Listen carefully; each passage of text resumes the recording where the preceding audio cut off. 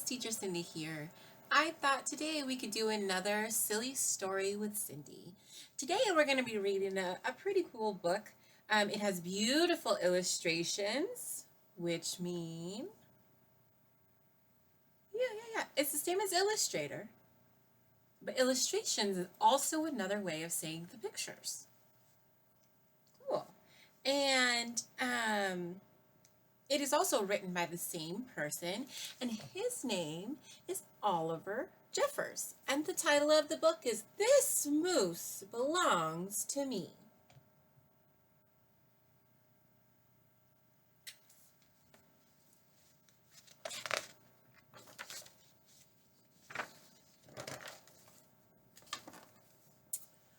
Wilfred owned a moose.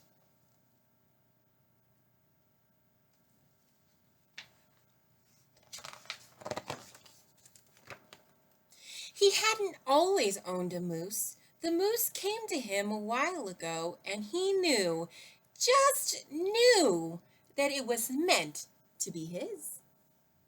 He thought he would call him Marcel. It's a pretty good name. Marcel.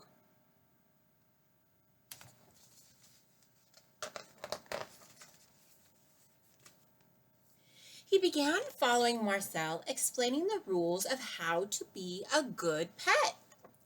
Much of the time, it seemed as though the moose wasn't listening, but Wilfred knew he was, mostly because he followed rule number 4 very well. Not making too much noise while Wilfred plays his record collection. Look at that. Those are records he's playing. It's like music. It is music. That's how they used to look.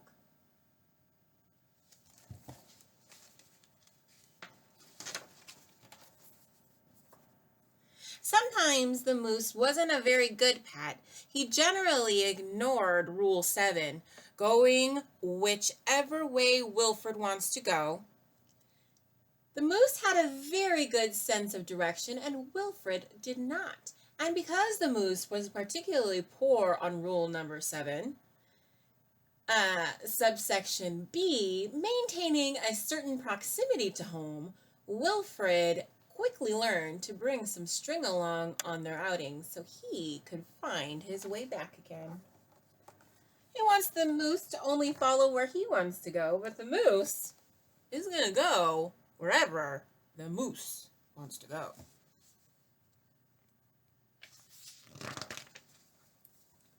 Sometimes the moose was an excellent pet. He had no trouble with Rule 11, providing shelter from the rain, or Rule 16, knocking down things that are out of Wilfred's reach. So look, he blocked the rain and he helped him get some apples. Pretty cool.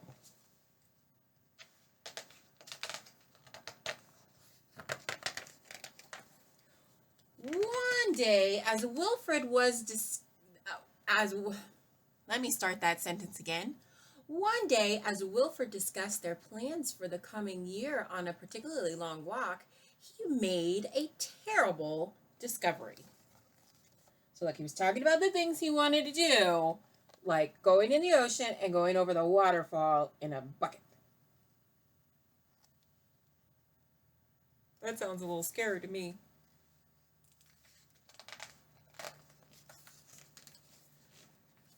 Someone else thought she owned the moose. Rodrigo, you're back! Wilfred was dumbstruck. This moose was Marcel, not Rodrigo. The old lady was mistaken, and Wilfred thought it only proper that he corrected her. This moose belongs to me, he explained. Uh-oh.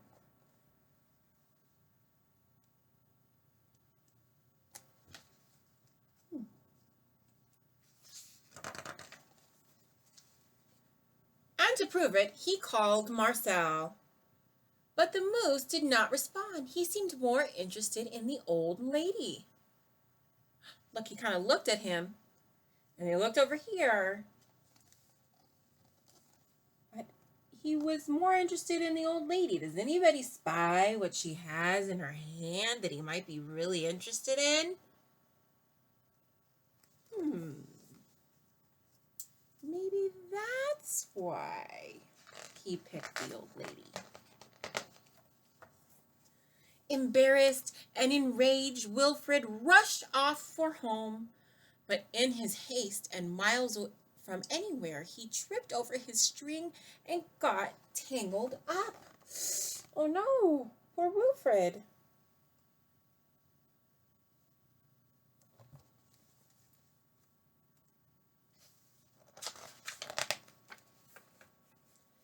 And there he lay. Wilfred was beginning to get a little bit worried. It was getting late and the monsters would be out soon. Oh, he looks so sad. And are monsters real?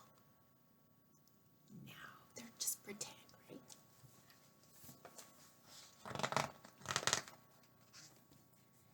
He had just ruled out the last of his options. Oh, so he thought maybe like a bear would come and rescue him, or a penguin, or a saw, or a dolphin, or a lightning storm might help. When along came the moose. Take a look at that. There's the moose.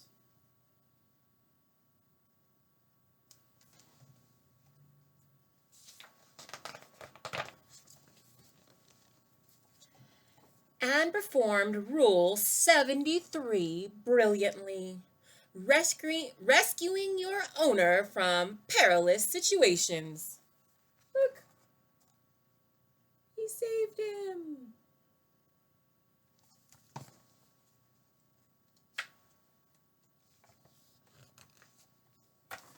All was forgiven, and perhaps Wilfred admitted he'd never really owned the moose anyway.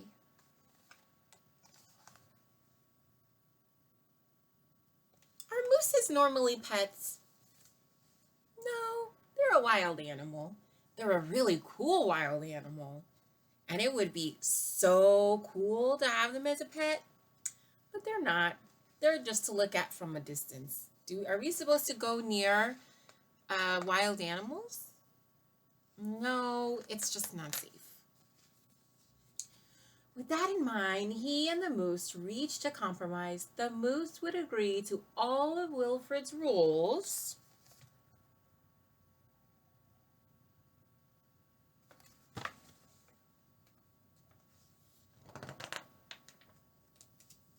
Whenever it suited him. That means he would listen to him whenever he wanted. Because can we control wild animals? No way, Jose. They do what they want. Well, I hope you enjoyed our story today. I'm looking forward to getting to be able to see you guys really soon. Teacher Veronica and I miss you so, so much. We've really been enjoying hearing what you guys are doing and seeing pictures of you. Don't forget that if there's a really cool picture, you can download it to our Google page so that everybody can see it. And we will be checking in with you guys in our Zoom meetings. And it is so exciting just to get to see your faces a little bit. We love you and can't wait to see you. Talk to you later. Bye-bye.